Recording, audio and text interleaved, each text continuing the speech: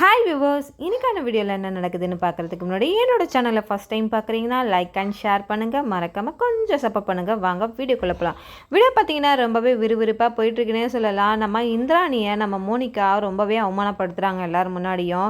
இதை கண்டு நம்ம இந்திராணி ரொம்பவே மனநொந்து போயிடுறாங்க. இந்த இடத்துல பார்த்தீங்கன்னா நம்ம அயலி சிவா நம்ம இந்திராணி பட்ட அவமானத்தை நம்ம கண்டிப்பாக இந்த மோனிகாவுக்கு திருப்பி கொடுக்கணும் அப்படின்னு சொல்லிட்டு அந்த பலூனில் கலர் இதை வந்து தடவி அந்த தண்ணியெல்லாம் நிரப்பிட்டு என்ன பண்ணுறாங்கன்னா நம்ம சிவாவோட பிரதரை வச்சு அந்த விஷயத்த பண்ண வைக்கிறாங்க. அந்த இது எல்லாமே வந்து நம்ம மோனிகா மேலே போய் பட்டதுனால எல்லாருமே மோனிகாவை பார்த்து சிரிக்கும் போது ரொம்பவே அவமானம் ஆயிடுது. இந்த பக்கம் பார்த்தீங்கன்னா நம்ம ஒரு பக்கம் நம்ம வர்மா கபிலனுக்கு ஃபோன் பண்ணி சொல்கிறாங்க, இந்த மாதிரி வந்து நீ பாம்லாம் வாங்கியிருக்கியே, நீ வந்து எதுக்குமே உதவாதவன் நினச்சேன், இப்போ பாம்பை கண்டு கூட நீ வந்து பயப்படாமல் வாங்குறியே, பரவாயில்லையே அப்படின்னு சொல்லும் போது நம்ம கபிலன் சொல்கிறாங்க, நீ எப்போவுமே என்னை அவமானப்படுத்துறது தான் உன்னோட வேலை, அதனால் அதை பற்றி எனக்கு கவலை கிடையாது, உனக்கு தேவை பென்ட்ரைவ், அது கண்டிப்பாக நான் இன்றைக்கி நைட்டுக்குள்ளே உனக்கு கொடுத்துருவேன் அப்படின்னு சொல்லிட்டு இது பண்ணுறாங்க.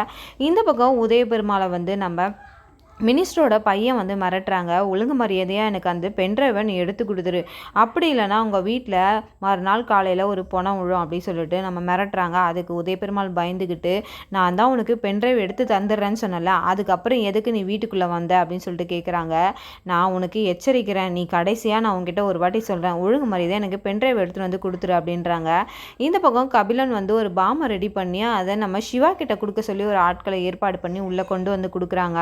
இதை பார்த்து அயலி சொல்கிறாங்க, யார் ஊர் பேர்னே தெரியாது, நீ வந்து ஒரு ஒரு ஃப்ரம் அட்ரஸை வச்சுட்டு அதை வாங்கி வச்சுருக்கீங்களே, நீங்கள் இதெல்லாம் வந்து உங்களுக்கு நியாயமாலையா, நீங்களாம் ஒரு அதிகாரியா அப்படின்னு சொல்லிட்டு நம்ம சிவாவை பிடிச்சி நம்ம அயலி கத்துறாங்க. உடனே நம்ம சிவாவும் கொஞ்சம் நேரம் யோசிக்கிறாங்க, இதெல்லாம் வந்து இந்த கபிலனோட வேலையாக இருக்குமோ அப்படின்ட்டு ஒரு பக்கம் யோசிக்கிறாங்க. ஆனாலும் இந்த அயலி என்ன பண்ணுறாங்கன்னா, இந்த பாமை நீங்கள் எடுக்கவே கூடாது, பிரிக்கவும் கூடாது அப்படின்றாங்க. இந்த பிரச்சனை எல்லாம் முடிஞ்சதுக்கப்புறமா திருப்பியும் அந்த பாமை எடுத்து கையில் வச்சுக்கிட்டு சிவா வந்து ஓப்பன் பண்ணுறதுக்காக பார்க்குறாங்க. அப்போ இந்திராணி கேட்குறாங்க, என்னத்துக்கு அந்த பார்சலை கையில் வச்சுட்டே சுற்றிட்டு இருக்கான் என்ன அப்படின்னு கேட்குறாங்க. அப்போ நம்ம அயலுக்கே ஒரே பதட்டம் ஏற்பட்டது. நான் தான் உங்ககிட்ட சொன்னல, யார் இவங்கன்னு தெரியாமையே நீங்கள் ஓப்பன் பண்ணி பார்க்கலாமா, அதில் என்ன வேணா இருக்கும்ல அப்படி சொல்கிறாங்க. உடனே நம்ம அயலி ரொம்பவே கோவப்பட்டு அந்த பாமை தூக்கிட்டு போயிட்டு வெளியில் போடுறாங்க. அந்த பாம் வெடிச்சதுக்கப்புறம் எல்லாருமே ரொம்பவே பதறி போயிடுறாங்க அந்த இடத்துல. என்னடா இது, நான் சொன்னது உண்மையாயிடுச்சு அப்படின்னு சொல்லிட்டு, இது யார் வந்து கொடுத்தது அப்படின்னு சொல்லிட்டு கண்டிப்பாக அதை நம்ம கண்டுபிடிச்சே ஆகணும், இல்லைனா நம்ம குடும்பத்துக்கு ஆபத்து ஏதோ ஒன்று இருக்குது அப்படின்ட்டு நம்ம அயலி நினச்சிட்டு இருக்காங்க. இந்த பக்கம் உதய பெருமாள் இதெல்லாம் இந்த மினிஸ்டரோட வேலையாக தான் இருக்கும் அப்படின்னு சொல்லிட்டு ஒரு பக்கம் உதய பெருமாள் என்ன பண்ணுறாங்கன்னா, நம்ம பென்ட்ரைவை எடுத்துக்கிட்டு உதய பெருமாள் வந்து நம்ம மினிஸ்டரோட வீட்டுக்கு போயிட்டு மினிஸ்டர்கிட்ட சத்தம் போட்டு கத்துறாங்க. மினிஸ்டரும் சட்டையை பிடிச்சி கேட்குறாங்க, நான் தான் சொன்னல உனக்கு டைம் கொடுத்துருக்கேன்ல, அதுக்குள்ளே நீ என்ன அவசரப்பட்டு என் வீட்டுக்கு பாம்பெல்லாம் வச்சு அனுப்பியிருக்க அப்படின்னு சொல்லும் போது மினிஸ்டர் ரொம்பவே கோவப்பட்டு உதய பெருமாளை அடிக்கிறதுக்கு போயிடுறாங்க. நான் அந்த மாதிரி வேலையெல்லாம் பண்ண மாட்டேன், நான் தான் சொன்னல, நான் தான் வெயிட் பண்ணுறல, நான் எப்படி அந்த வேலையை பண்ணுவேன், நான் பண்ணலை அப்படின்னு சொல்கிறாங்க. அவங்களுக்குள்ள வாக்குவாதம் அதிகமாகிடுது. அப்போ உதய பெருமாள் ஒரு வார்த்தையை சொல்கிறாங்க, என் குடும்பத்துக்கு மட்டும் உன்னால் எதனா ஆச்சுன்னா நான் உன்னை உயிரோடவே விட மாட்டேன் அப்படின்னு சொல்லிட்டு அந்த இடத்துல சொல்லிவிட்டு அங்கே எடுத்து கிளம்பிடுறாங்க. இந்த பக்கம் பார்த்தீங்கன்னா அது எல்லாரும் கேட்டுடுறாங்க, வீட்டில் இருக்கவங்க வேலைக்காரங்க எல்லாருமே கேட்டுடுறாங்க, என்ன இவரு இப்படி மிரட்டிட்டு போகிறாரு மினிஸ்ட்ரி அப்படின்னு சொல்லிட்டு. இந்த பக்கம் பார்த்தீங்கன்னா இதை சாதகமாக வச்சுட்டு நம்ம மினிஸ்டரோட பையன் என்ன பண்ணுறாங்கன்னா, நம்ம மினிஸ்டரை போட்டுத்தல வாய்ப்பு இருக்குது, ஏன்னா வந்து நம்ம வர்மா கிட்ட வந்து எங்கள் அப்பாவோட சாம்ராஜ்யமே அந்த பென்ட்ரைவில் தான் இருக்குது, கண்டிப்பாக அந்த பென்ட்ரைவை நான் உனக்கு கண்டிப்பாக நைட்டுக்குள்ளே எடுத்துகிட்டு வந்து தரேன் அப்படின்னு சொல்லுவாங்க. மினிஸ்டர் வந்து அந்த பென்ட்ரைவை வர்மா கிட்ட கொடுக்கறதுக்கு அவருக்கு விருப்பமே இருக்காது. ஆனாலும் வந்து இவங்களுக்குள்ள ஆர்கியூமெண்ட் ஆகி நம்ம மினிஸ்டரை போட்டு தள்ள வேண்டிய சூழ்நிலையில் வந்து அவர் தள்ளப்பட்டிருக்கலாம். அதனால இந்த மினிஸ்டரோட பையன் இளங்கோவில் தான் வந்து மினிஸ்டருக்கு இந்த ஆபத்து ஏற்பட்டிருக்கும். ஆனால் கண்டிப்பாக வந்து இது வந்து உதய பெருமாள் பண்ணதுனால, உதய பெருமாள் வந்து அந்த சவால் விட்டு போனதுனால எல்லாருமே அவருக்கு எதிராக வந்து நிற்கிறாங்கன்னே சொல்லலாம். அங்கே இருக்கவங்க இவர் தான் அப்படி சொல்லிட்டு போனார், அதுக்கப்புறம் தான் இவர் இறந்துருக்காரு அப்படின்னு சொல்லும் போது எல்லாருமே பதட்டப்பட்டு போலீஸ்க்கு கால் பண்ணி சொல்லிடுறாங்க. இந்த பக்கம் அயலி எல்லாருமே ரொம்பவே பதட்டமாக இருக்காங்க. ஆனால் அதே சமயம் மோனிகாவும் பார்த்தீங்கன்னா அந்த பென்ட்ரைவ் கிடச்ச ரொம்ப சந்தோஷத்தில் இருக்காங்க. ஆனால் அந்த பென்ட்ரைவ் பார்த்தீங்கன்னா டூப்ளிகேட்டாக தான் இருக்கும். இதை நினச்சி ரொம்பவே சந்தோஷப்பட்டு சந்தோஷப்பட்டுட்டு நம்ம இந்திராணியை அவமானப்படுத்தினால ரொம்பவே கடுப்பாயிட்டு இந்திராணி கிட்ட சொல்லுவாங்க, நான் உன்னை சும்மா விடவே மாட்டேன் அப்படின்னு சொல்லிட்டு செழியனை கூட்டிகிட்டு அந்த இடத்த விட்டு போயிடுறாங்க. இந்த பக்கம் செழியனுக்கு ஒரு பக்கம் சந்தோஷம், இந்திராணி வந்து அவமானப்பட்டாலும் அவளுக்கு ஆதரவாக எல்லாருமே இருக்காங்களே அப்படின்னு சொல்லிட்டு அவர் ஒரு பக்கம் சந்தோஷப்படுறாரு. கூடிய சீக்கிரம் நம்ம இந்திராணியும் செழியனும் ஒன்று சேருவாங்க. அது ஐலி சிவா வந்து கண்டிப்பாக அதை வந்து சாதகமாக்குவாங்க. இந்த பக்கம் பார்த்தீங்கன்னா வீட்டுக்கு போலீஸ் வராங்க.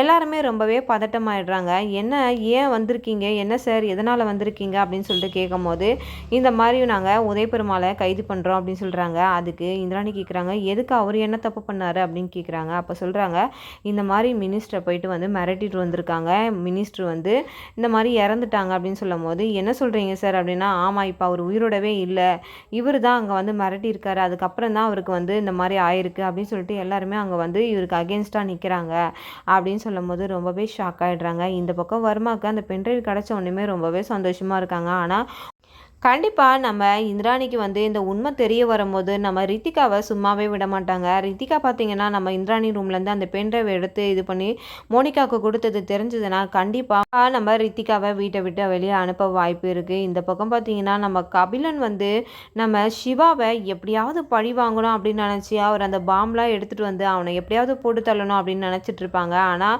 அவருக்கு அகெயின்ஸ்டாக நம்ம ஐலி வந்து நம்ம சிவாவை காப்பாற்றிட்டாங்கன்னே சொல்லலாம். கண்டிப்பாக அந்த பாமை மட்டும் நம்ம சிவா ஓப்பன் பண்ணியிருந்தா சிவாவுக்கு ஏதாவது ஒரு விஷயம் நடந்திருக்கும். ஆனால் அதுலேருந்து நம்ம ஐலி சிவாவை காப்பாற்றிட்டாங்க. இந்த பக்கம் நம்ம ஒரு பக்கம் உதயபெருமாளோட வாரிசுன்ட்டு இவன் இருக்கவே கூடாது அப்படின்னு சொல்லிட்டு நம்ம கபிலன் ரொம்பவே எரிச்சலாக இருக்காங்க. அந்த நேரத்தில் நம்ம வர்மா என்ன பென்ட்ரைவ் எடுத்துட்டியா அப்படின்னு சொல்லிட்டு அவங்கள மிரட்டுறாங்க. ஒரு பக்கம் கோவப்பட்டு ஃபோனை வச்சுறாங்க. இந்த பக்கம் தான் பார்த்தீங்கன்னா நம்ம இளங்கோவா அந்த பென்ட்ரைவை எடுத்துட்டேன்னு சொல்லிட்டு நம்ம வர்மா கிட்ட ஃபோன் பண்ணி சொல்கிறாங்க. வர்மா ரொம்பவே சந்தோஷமாயிடுறாங்க. என்னடா சொல்கிற, பென்ட்ரைவ் எடுத்துட்டு வந்துட்டியா அப்படின்றாங்க. ஆமாம், இந்த மாதிரி எங்கள் அப்பா கை கலப்பு கொஞ்சம் ஆயிடுச்சு இந்த பென்ட்ரைவ் எடுத்துகிட்டு வரும்போது, அதனால் என்னால் ஒன்றுமே பண்ண முடியல, அவரை நான் போட்டு தள்ளிட்டேன் அப்படின்னு சொல்லிட்டு நம்ம இளங்கோ வந்து வர்மா கிட்ட சொல்கிற மாதிரி இருக்குது. கண்டிப்பாக வந்து உதயபெருமாள் மேலே தான் இந்த பழி விழும். ஏன்னா வந்து உதயபெருமாள் வீட்டில் வந்து ஒரு பிரச்சனையே உண்டு பண்ணிட்டு போனார். அதனால் அதை சாதகமாக வச்சு நான் உதயபெருமாள் மேலே இந்த விஷயத்தை நான் வந்து போட்டுட்டேன் அப்படின்னு சொன்னதுனால உதயபெருமாளை கைது பண்ணிட்டாங்க போலீஸ் அப்படின்னு சொல்லும் போது வர்மா ரொம்பவே சந்தோஷப்படுறாங்க. பரவாயில்லடா, ஏதாவது ஒன்று நடந்து நம்மளுக்கு ஒரு நல்லது நடந்ததில்ல, அது வரைக்கும் சந்தோஷம் அப்படின்னு சொல்லிட்டு இந்த பக்கம் வர்மா ஒரு சந்தோஷமாக இருக்காங்க. ஆனால் நம்ம சிவாவுக்கு ஐலிக்கு எல்லாருக்குமே ஒரு ஷாக்கு தான். எல்லாருமே ரொம்பவே கெஞ்சுறாங்க, தயவு செஞ்சு எங்கள் சித்தப்பா இப்படி பண்ணுறக்கூடிய ஆள்லாம் கிடையாதுன்னு சொல்லிட்டு நம்ம இந்திராணி எவ்வளவோ கேட்குறாங்க. ஆனாலும் வந்து இல்லைங்க, ஆதாரம் இருக்குது, எல்லா எவிடன்ஸும் இவருக்கு ஆதரவாக தான் இருக்குது அப்படின்னு சொல்கிறாங்க. ஆனால் உதயபெருமாள் சொல்கிறாரு, இந்திராணி நான் இந்த மாதிரி ஒரு காரியத்தெல்லாம் நான் பண்ணவே இல்லை, நான் போய் மிரட்டினது உண்மை தான், ஆனால் வந்து நான் இப்படி பண்ணலை, ஆனால் வந்து என் மேலே ஏன் இந்த மாதிரி ஒரு பழி வந்திருக்கு எனக்கு தெரியல, தயவு செஞ்சு என்னை எப்படியாவது காப்பாற்றிடு அப்படின்னு சொல்லிட்டு கேட்குறாங்க.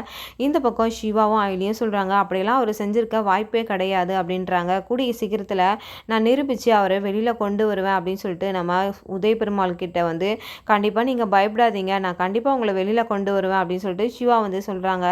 இந்த பக்கம் பார்த்தீங்கன்னா நம்ம கபிலன் வந்து செல்வநாயகி கேட்குறாங்க, ஏண்டா கபிலா கொஞ்சம் கேள்றா, அப்பாவை விட சொல்கிறா அப்படின்னு சொல்லிட்டு அவங்க எவ்வளோ போலீஸ்கிட்ட கேட்குறாங்க. ஆனாலுமே அவங்க யார் சொல்கிறதையும் கேட்க போலீஸ் வந்து தயாராகவே இல்லை. அதனால சிவா சொல்லுவாங்க, கண்டிப்பாக வந்து நம்ம சிவாவும் ஐலியும் தான் நம்ம உதயபெருமாளை வெளியில் கொண்டு வருவாங்க, கொண்டு வந்ததுக்கப்புறம் நம்ம உதயபெருமாள் நம்ம சிவாவை கண்டிப்பாக ஒரு பிள்ளைய ஏற்றுப்பாங்கன்ட்டு.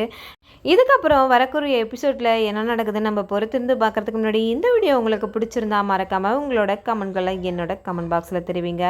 அப்படியே வீடியோ பார்த்துட்டு இருக்கவங்க எல்லாருமே என்னோட சேனலை சப்போர்ட் பண்ணுங்கள். தேங்க்யூ.